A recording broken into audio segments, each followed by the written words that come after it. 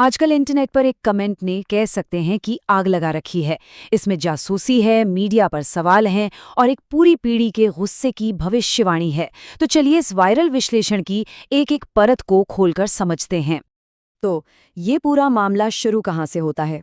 एक बहुत ही चौंकाने वाले सवाल से कि क्या सच में मणिपुर में एक अमेरिकी जासूस पकड़ा गया था? ये दावा ही इस पूरी कहानी की जड़ है। और ये किसी छोटी-मोटी साजिश की तरफ नहीं, बल्कि एक बहुत बड़े इंटरनेशनल खेल की तरफ इशारा करता है। और ये कोई दबी छुपी बात नहीं है। कहने वाले ने बिल्कुल साफ-साफ कहा है, अमेरिका ने मणिपुर को अस्थिर करने के लिए अपना सबसे खतरनाक जासूस भेजा और हमने उसे पकड़ लिया। यहीं से उनके पूरे विश्लेषण का टोन सेट हो जाता है। तो सवाल उठता है कि ये जासूस अगर था, तो मणिपुर में कर क्या रहा था? इस विश्लेषक के मुताबिक इसका जवाब मणिपुर के अंदर नहीं, बल्कि एक बहुत बड़े जियोपॉलिटिकल चेस बोर्ड पर मिलेगा, जिसमें दुनिया की कई बड़ी-बड़ी ताकतें शामिल हैं। तो इस पूरी कहानी में आप देखिए 3 बड़े देश शामिल हैं। एक तरफ अमेरिका है, जिस पर आरोप है कि उसने CIA एजेंट भेजकर माहौल बिगाड़ने की कोशिश की। दूसरी तरफ चीन है, जो कहते हैं कि म्यांमार के रास्ते उग्रवादियों को सपोर्ट कर रहा है। और फिर है रूस, जिसके बारे में कहा जा रहा है कि उसने इस अमेरिकी जासूस को पकड़ने में भारत की मदद की। सुनने में ये किसी स्पाई थ्रिलर फिल्म की कहानी लगती है ना? और यहीं पर इस कहानी का सबसे दिलचस्प या कह लीजिए सबसे अजीब मोड़ आता है। टिप्पणीकार का कहना है कि एक तरफ तो देश में ये सब चल रहा है, अमेरिकी जासूसी की बात हो रही है, और दूसरी तरफ हमारा मीडिया उसी अमेरिका के गुणगान में लगा हुआ है। अब देखिए, अगर बात इतनी बड़ी है, अंतर्राष्ट्रीय जासूसी, देश की सुरक्षा का सवाल, तो ये टीवी पर हेडलाइन क्यों नहीं है?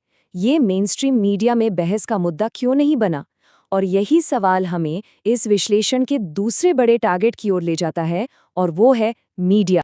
तो कहने वाले के हिसाब से ये कोई भूल चूक नहीं है, ये जानबूझकर किया जा रहा है। उनका मानना है कि ये मीडिया का एक तरह का अंधापन है। वो इसे गलत प्राथमिकताओं की कहानी कहते हैं। मतलब जो दिखाना चाहिए वो नहीं दिखा रहे।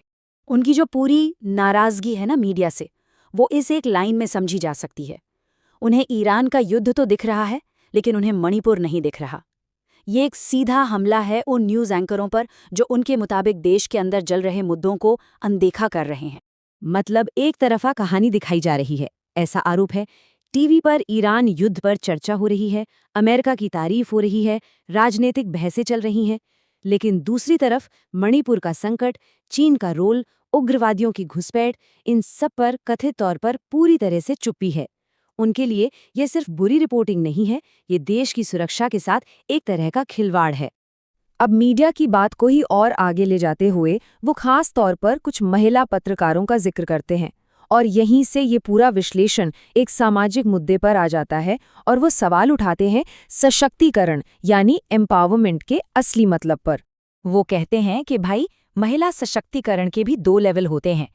एक होता है शिक्षा के बिना वाला, जहाँ सारा फोकस सिर्फ सुंदरता पर होता है, और दूसरा होता है शिक्षा के साथ, जहाँ फोकस काबिलियत और अचीवमेंट पर शिफ्ट हो जाता है। वो पहले को सतही और दूसरे को असली सशक्तिकरण मानते हैं। तो फिर असली एम्पावरमेंट है क्या? उनके हिसाब से असली एम्पावरमेंट है DRDO में काम करना, रेलवे चलाना, अपना बिजनेस खड़ा करना, यानी वो काम करना जिससे देश आगे बढ़े, सिर्फ बातें करना नहीं। और यहीं वो अपनी सबसे तीखी बात कहते हैं। उनका सीधा आरोप है कि जिन महिला पत्रकारों के पास आज इतनी बड़ी आवाज़ है, इतना बड़ा प्लेटफॉर्म है, वो उसका इस्तेमाल उन असल मुद्दों के लिए कर ही नहीं रही हैं जो सच में महिलाओं की जिंदगी बदल सकते हैं। तो सवाल उठता है कि भाई, कौन सा है वो मुद्दा? कोई उदाहरण तो होगा? हाँ, वो एक बहुत ही ठोस उदाहरण देते हैं। और वो मुद्दा है देश के हर 3 जिलों में कम से कम एक महिला विश्वविद्यालय का होना। उनका कहना है कि ये एक असली ज़मीनी मुद्दा है जिस पर बहस होनी चाहिए थी, लेकिन इस पर किसी का ध्यान ही नहीं गया। तो इन सारी बातों को, मतलब जासूसी, मीडिया की भूमिका, एम्पावरमेंट का सवाल, इन सब को मिलाकर वो अपनी आखिरी और सबसे बड़ी चेतावनी देते हैं। और ये चेतावनी है देश के नौजवानों के लिए, जिन्हें वो कहते हैं जेनजी। तो ये जेनजी क्या है? ये दरअसल जेन जी के लिए इस्तेमाल किया गया शब्द है, मतलब आज की युवा पीढ़ी। और उनका मानना है कि इस पीढ़ी का गुस्सा अब उबल रहा है, और वो ज्यादा दिन चुप बैठने वालों में से नहीं है। और उनकी जो भविष्यवाणी है वो सच में चौंकाने वाली है। वो कहते हैं, अगर भारत में जेनजी हुआ और युवा, तो भारत में नेताओं को नहीं पीटेंगे। अगर नेता नहीं तो फिर कौन?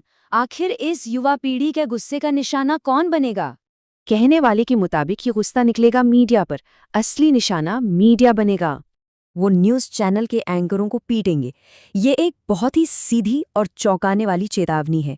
और ये एक बहुत बड़ा सवाल पीछे छोड़ जाती है कि जब लोगों का भरोसा मीडिया से उठता है तो उनका गुस्सा कहाँ जाके थमेगा।